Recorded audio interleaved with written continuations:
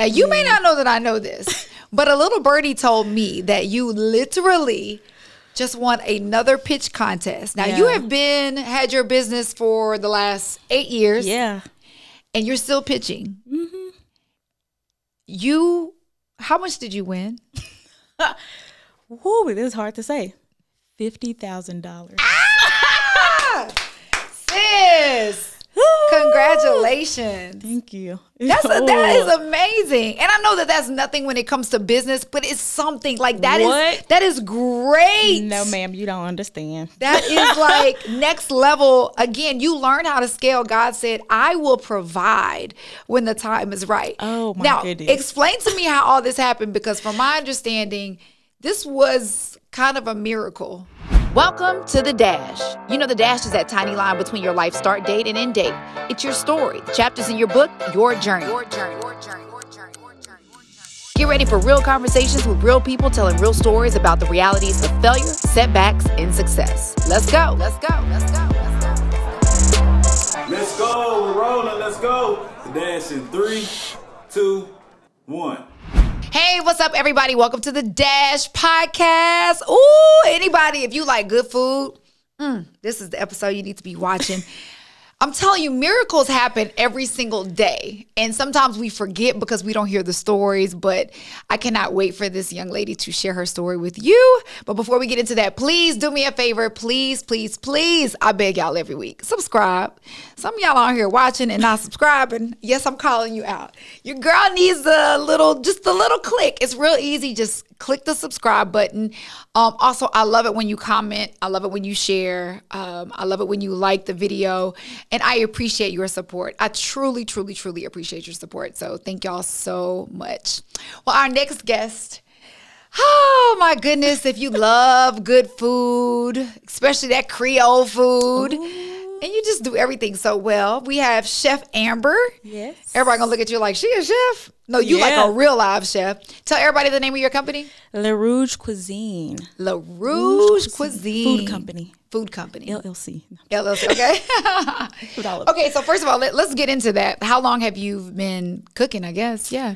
So actually September 5th will make 8 years of my company.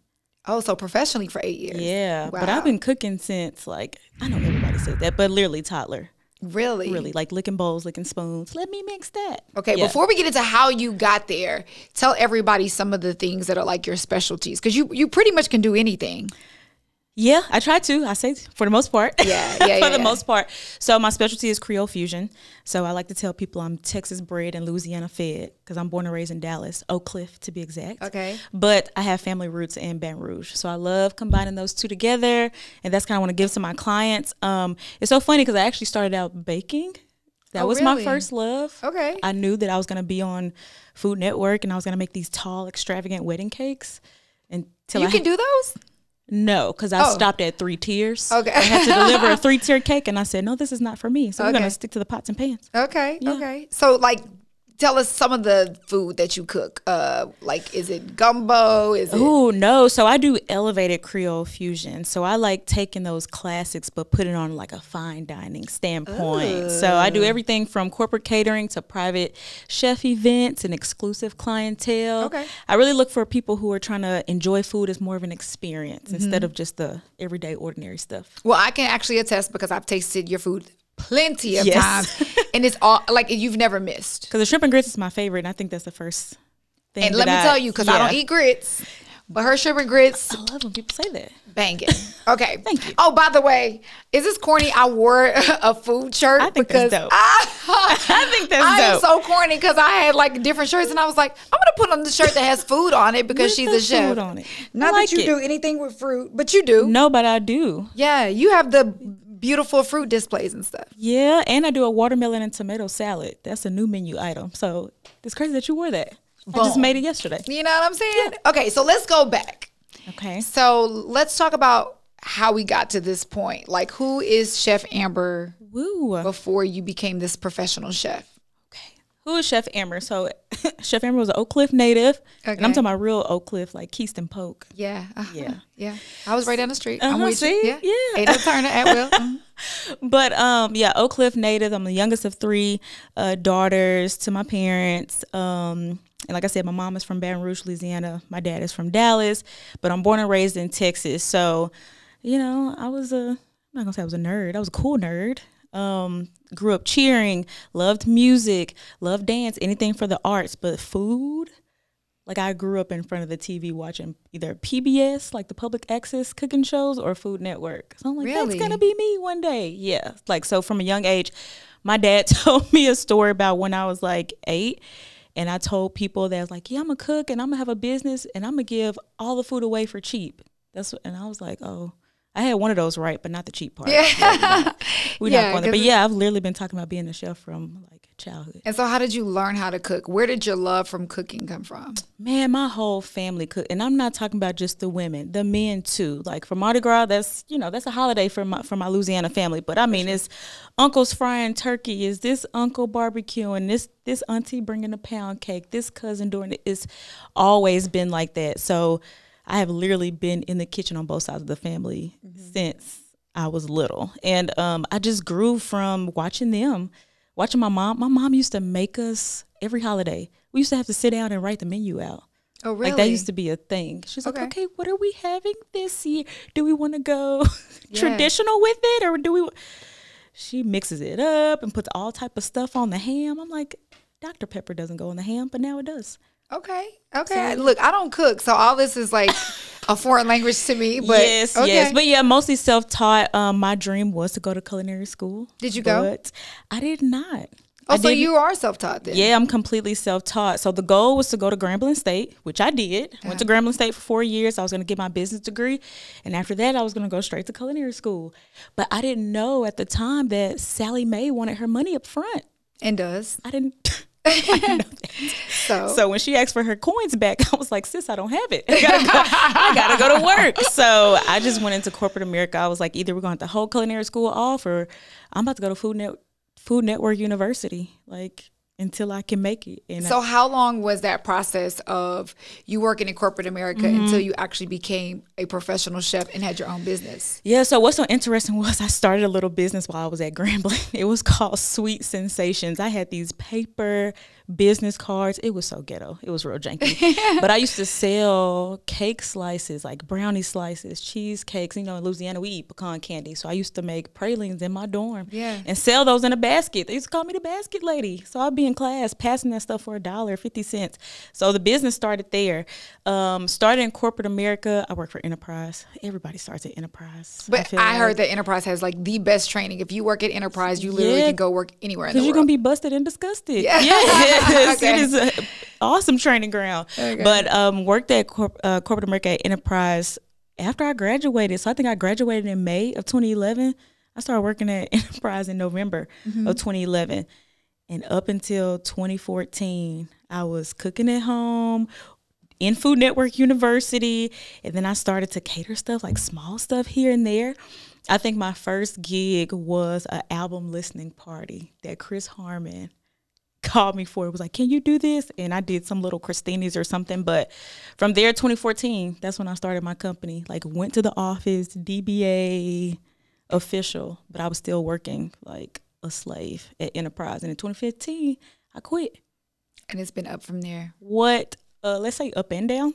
But yeah. Okay. We've been going since then. Okay, we're gonna talk about those ups and downs in just a second. But I want everybody to understand you have this love for cooking, but that has to come from somewhere. Yeah. So let's talk about your why. Like, why are you so passionate about, providing meals for people? Yeah. I mean, it goes deeper than just you love being in the kitchen. Yeah. So, I mean, think about it. Everything we do is centered around food. So for me, when it's a birthday, we're going out to eat. When it's the holidays, we get to the table. When it's a funeral, what's the one thing that makes us feel better is food. And I think because I grew up in a household where we were, I think it's innovative at this point, but back then I called it being resourceful. Like my mom, we grew up eating out of the boxes from food drives. And I knew we didn't have food in the fridge, but I would come in the kitchen for dinner time. And I'm like, where you get this pot roast in this little packet of, my mom used to put food in foil and make the steam come out. And we were just amazed, but we didn't know she was just cooking with what she had. So I took that resourcefulness and I'm like, I'm gonna be creative and I'm gonna take that and turn it into innovativeness. And that's where the elevated part came from. Like, I don't want to just slap mashed potatoes and asparagus. Like, I want you to sit down in front of the plate and be like, oh my God. Like, I've never seen this before. I've never tasted this before.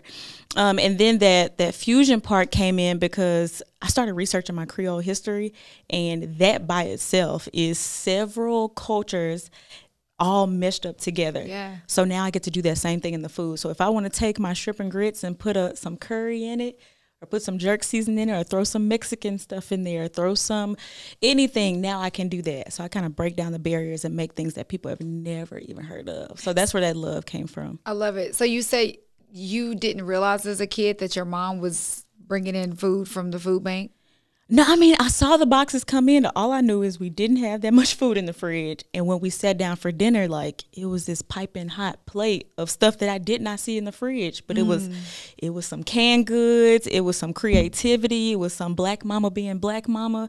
And she made it happen. And now, going into the struggles of entrepreneurship, like, I use those same tools today. Like, we're going to make something out of nothing. And we're going to make it work. Isn't that amazing that when you're growing up, you never know? Yeah. Like, your parents don't let you know if there was a struggle. Because, I Yeah. mean, and I don't mean this in an offensive way by any means. I mean this in a, like, your mom really made it happen. If she was Yeah. going to the food bank, there was probably more of a struggle than what you guys realized. If Right. there wasn't food in the refrigerator, there was probably more of a struggle. But for some reason, every night when you sat down, you had a meal. And you It was never missed a something there. meal. Look, it was something there.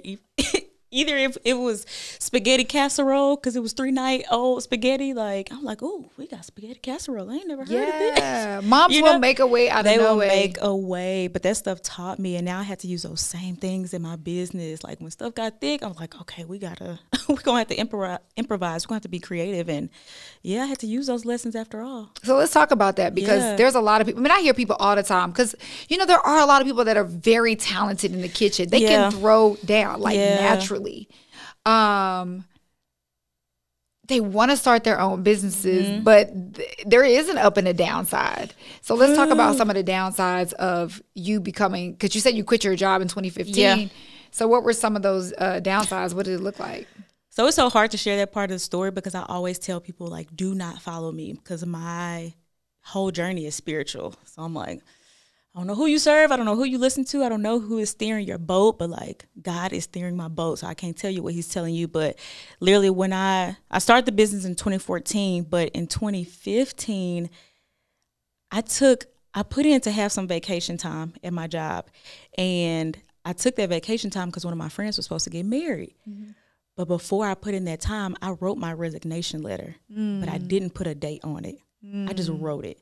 Because after a while, and this is for somebody, at some point when I was doing both, I said something got to give. Because I was like, when I'm focusing on enterprise, now LaRouge is suffering. But then when I start focusing on LaRouge, my bosses can tell that I'm not focused at work. And I said, this can't continue. I have to choose from one. So I heard God say, so which one do you want to do, like, long term? Where you want to see yourself? I was like, you already know the answer. Right. And literally, I heard a voice. I was praying one morning, literally on my knees, and I heard a voice say, jump.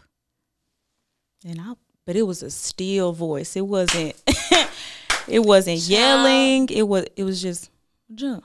Almost like, well, jump then. I'm like, where might I ask? Where are we jumping to? Yes, What? and God, I need to make sure this is you. I hope this devil Yeah. is not whispering in my ear, tricking me right now. But the one way I know that is God is when there's peace on the other side of it. So even if it's something scary, do I have peace in that? And it was a faint voice, like, just jump in. And I was like, oh God. So I already knew what he was talking about. So on that day, the friend who was supposed to get married on the weekend that I took off, their wedding got pushed back. So I ended up putting my resignation date as the date right before my break so I could cry all weekend. Oh my goodness. Because I was like, I'm not going to tell them that I'm not going to the wedding. I'm just going to take that week and I'm going to cry because I already know what I'm about to do. That's how God deals with me. It's like almost like a good pulling type of thing. And Yeah. I feel like, oh, I have to say yes. Yes. And when I knew what he was telling me and I knew I was going to obey, I was like, all right, God, I'm going to need some days to cry. Yeah, because you're walking away. Oh, That's the big thing people never discuss about the jump. Especially Yeah. you're not married, you know what I mean? So Yeah. you don't have like somebody that is gonna hold you down. You gotta hold yourself down. I had just bought a house. Oh, I had just bought a house at the age of 25. yeah. I had just got a new like 2-door sports car. Yeah. And I was like, Lord, but we just got a car note and we just got a mortgage and Yeah. I'm 25. And what am I going to do? He was like, jump in and Wow. see if you grow wings on the way down or see if I have a net for you somewhere at the bottom. Oh, you made my 'cause skin crawl. Yes. See if you Huh. grow wings. Now, most people will tell you, like I said, don't follow my story because most people say, look, save. If I have to go back, like save for your expenses, like make sure you have a little pile sitting to the side. But when I left my job, and I actually just had the anniversary of my entrepreneurial freedom day, that's what I call it. I had no clients lined up. I had no money saved, but my little 401k that I had from Enterprise, all I had was a Facebook page and an email address. That's it. Wow. And I was like, all right, guys, who wants some food? And I just went Yeah. out there on Facebook and I just did it. But from there, like my network carried me. I think the first call I got was a girl who just started her podcast. And she was like, Amber, can I interview you? Like, I'm so proud of you. And then from there, referrals and me just asking for help. And it just... Oh, you know what? I'm glad you said that. You said you asking for help. Oh. Girl, you know how we are. We bad. refuse to ask for help. How important has asking for help been on your journey as an entrepreneur? Look, I have struggled so much when I didn't have to because I wouldn't say anything or I was embarrassed to say something. But asking for help, people have always been, whatever you need. Oh, that's what you need? Oh, I know a person. Oh, let me connect you with so-and-so.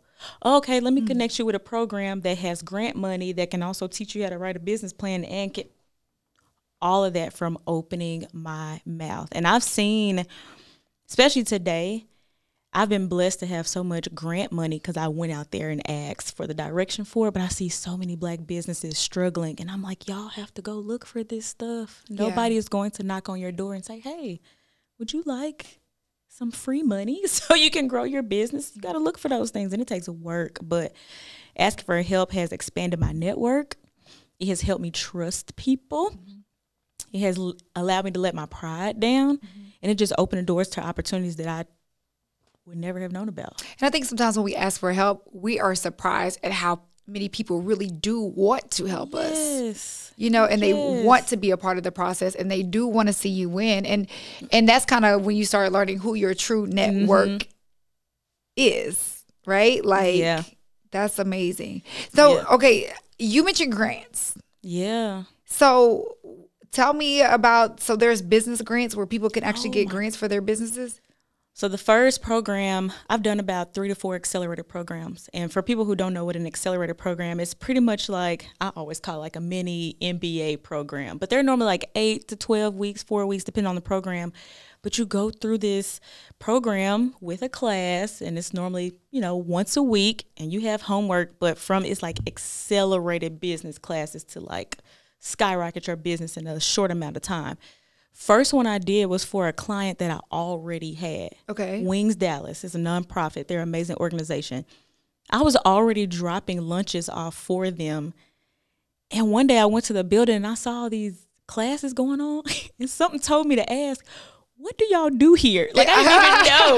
I'm just dropping off stuff. I'm like, okay, I know they do some with it. I'm like, what do y'all do here? And they're like, oh, we have business classes on different things from tax prep to putting together what your business structure would be, your legal structure, from writing a business plan, from scaling, all that kind of. And I was like, really? I didn't know these resources were available. Right? Okay. And I are was they like, free or do they cost? can you hear me? They are free.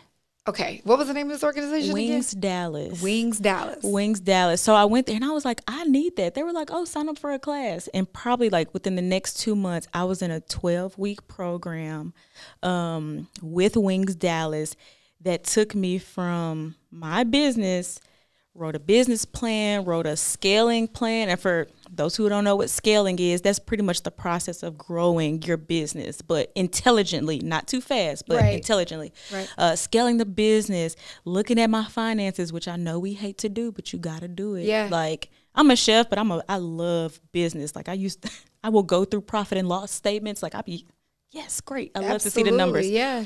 But they took me through that. But at the end of it was a pitch contest. And I had to pitch. And when you leave those programs, normally there's money at the end. From Wings Dallas, they introduced me to the Executive Women's Forum.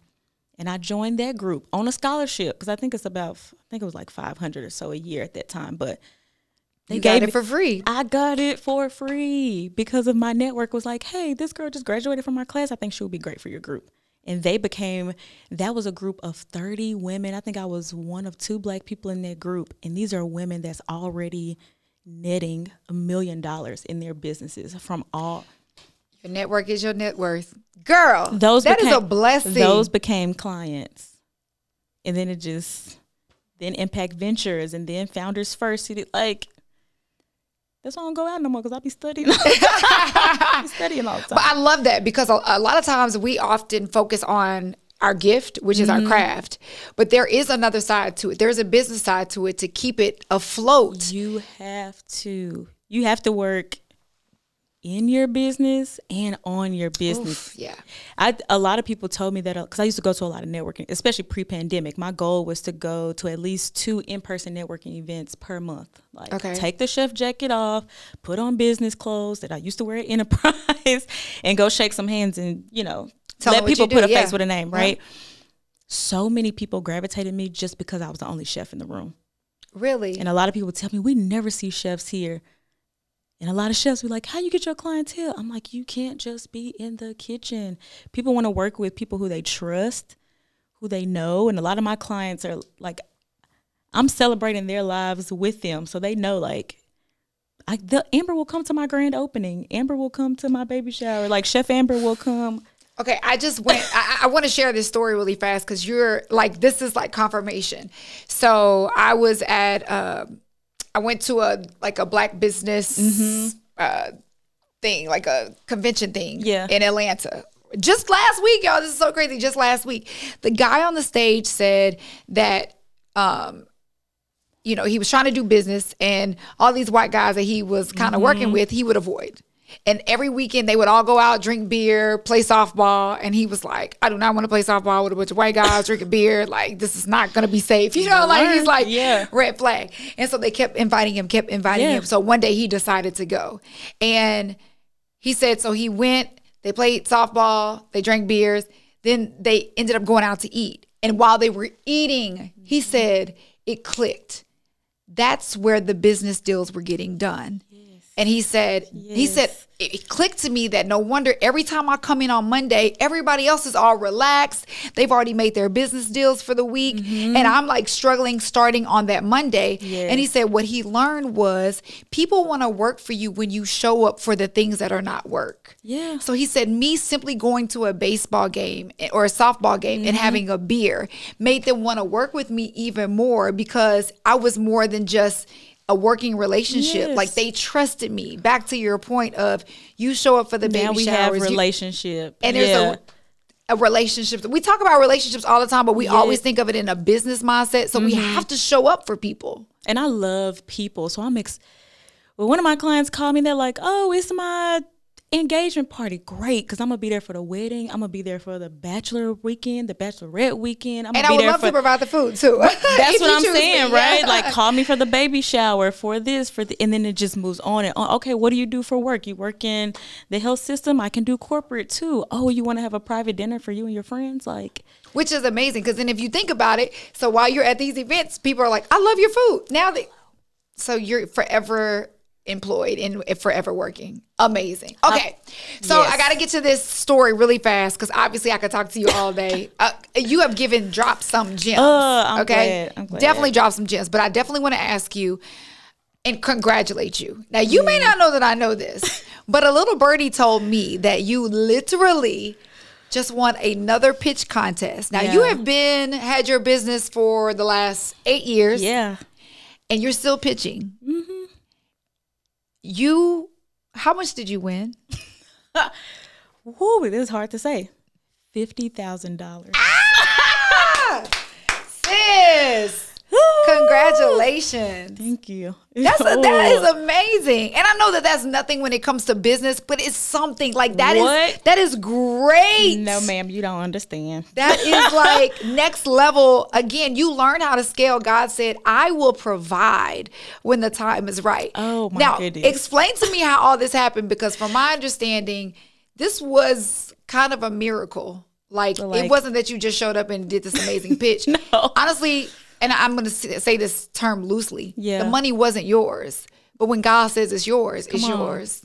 Come on. Okay, so tell me what happened. Oh my God. Okay, so this pitch, I've been pitching this for years now. Like, I've pitched this from my first pitch with Wings Dallas. So I have always had the plans and the vision to open up my own production kitchen space in the southern sector of Dallas, and it'll be the first. I used to say I want it to be, no, it will be the first. Yes. in southern Dallas. So Marty, I've been following Boss Woman Media. Like, I love Marty. Like, served them many times. So, of course, the Black Girl Summit came out, and I was like, oh, my God, I'm finally not working on the day. So I was like, I'm going to sign up just to watch. Then they dropped the news about the pitch contest, and I was like, man, I'm not going to do this. Like, whatever. I'm just going to let somebody else. I'm not going to do it. So something told me just do it. Like, see what the application process looks like. And that's for somebody to look, y'all, these application processes, they don't be long. Yeah. Sometimes they be short, like just a quick answer, tell your story. So somebody once told me, you gonna procrastinate over $50,000 or a possible $25,000? And I was like, okay, let me get to writing the story. So I was like, whatever, I'm just gonna apply. But mind you, I've pitched this and had a pitch deck, which is an investment plan, a portfolio. I've pitched it so many times, I already have it saved. Right. So all I had to do was like tweak it according to what they wanted, and I submitted it. I submitted it the day before the deadline. Okay. So then comes Sunday, because the pitch contest was on a Tuesday. Come Sunday, I didn't hear anything. I was looking at my email, and I was like, what's going on? So I hit up Marty, and I was like, Marty, what's going on? Are we going to hear something? And she was like, look, like, I was rooting for you, but you ranked number 4 because there was only 3 spots. She was like, you ranked number 4. And this is something I do. So I pray before every application I submit, TV interview, competition, whatever, I always pray. And I always tell God, like, this is according to your will. Like, I'm putting it out there. Like, that's my faith working, but it's your will, whatever you want. So I told her, I was like, I'm just happy to be considered. Like, and I was good. She said, look, if anything happens, though, stay by your phone. And I was like, okay, whatever. This was Monday. The pitch so you're number 4. I mean, you got 3 other people in front of you. So, I mean, whatever. Like, I was like, I'm just happy to be at the top. Yeah, right. Exactly. So she was like, just stay by your phone in case something happens. And I was like, all right. The next day, mind you, it was already on my calendar. I already had the time blocked off. That next day, I woke up like normal, worked out like normal, devotion like normal. And I was like, whatever, I'm just going to get to work. Wasn't even thinking about it. So I'm in the midst of applying for something else another program. And I'm on the phone with somebody asking for help for something. And I look, and it's a call from Marty. And I was like, I'm sorry, I got to call you back. So I hang up on them. Right. And I was like, what's up, Marty? And she was like, God is on your side. I was like, what is going on? And she was like, somebody didn't make it. Somebody didn't show up. I need you can you be in Frisco by 11? Now, what time is it? It was 10:09. And how far do you live away? It was about 45 minutes in regular. Yeah, 36 minutes with me driving, speeding on the tollway. So when I say I got up, took a shower, got dressed, mind you, hair all up. Look, I got locks, and if things not retwist, they look amazing. So, got dressed, hop in the car. I pulled up at 10:59.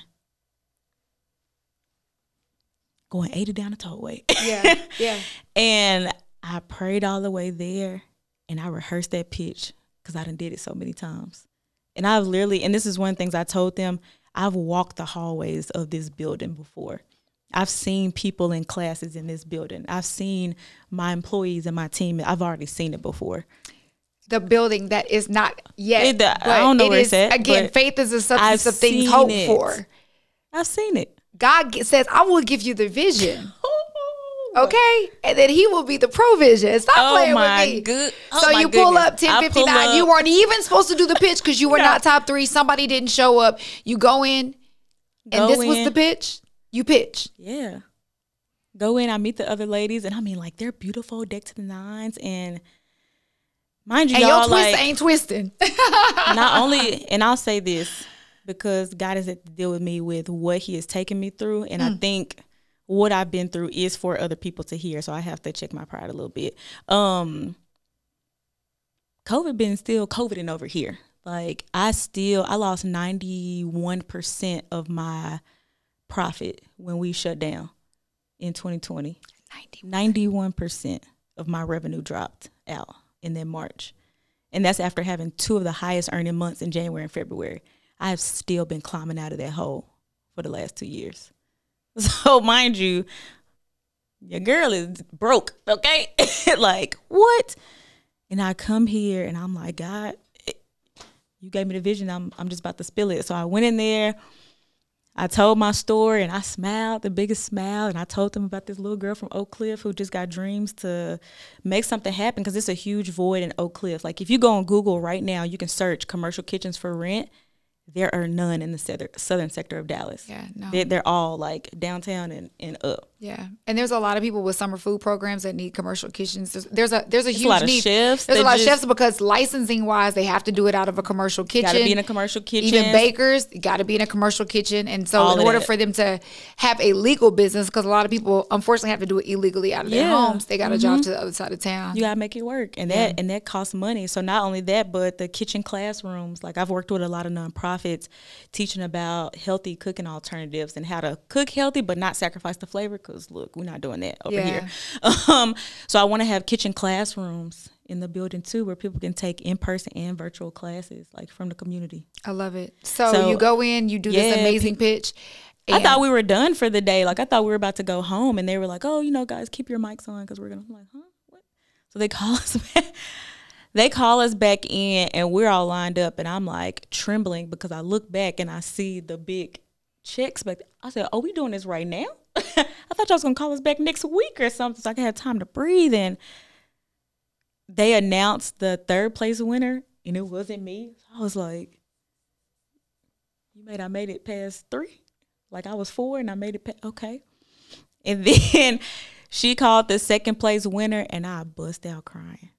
Oh my gosh. I'm like, less than an hour ago, I was sitting in my workout clothes trying to answer emails, just trying to think about, okay, what client gonna be next? But I've prayed about this, and God confirmed to me, the person who owns the building, who's gonna see the vision, they're out there. The person who has the money, who's gonna fund this thing, because I ain't got it, they're out there. The team of wisdom that I need, because I know that I'm a visionary, but the step-by-step stuff, I know that that's somebody else's strength. And that's another thing too. Please know your strengths. And then get a team for whoever, so they can work out the other part. But that team who has the vision, who has the step-by-step for me to make the vision happen, they're out there. So for all that to come like to a head, I was like, I'm still that way. You were not even top 3. Somebody doesn't show up. So now you get to be in the top 3 and pitch.